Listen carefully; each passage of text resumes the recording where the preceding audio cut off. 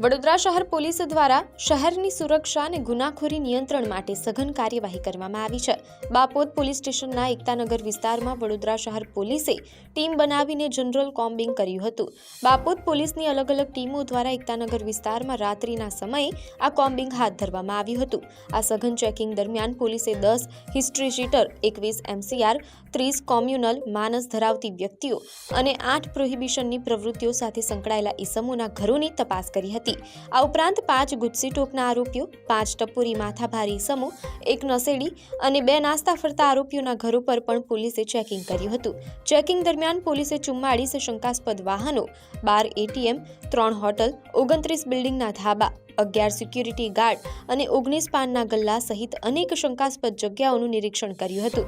આ કામગીરી દરમિયાન MV એક્ટ કલમ 207 મુજબ કુલ 5 વાહનો ડિટેન કરવામાં આવ્યા હતા, તેમજ 2 પ્રોહિબિશનના કેસ અને GP એક્ટ 135 મુજબ 1 કેસ દાખલ કરવામાં આવ્યો હતો।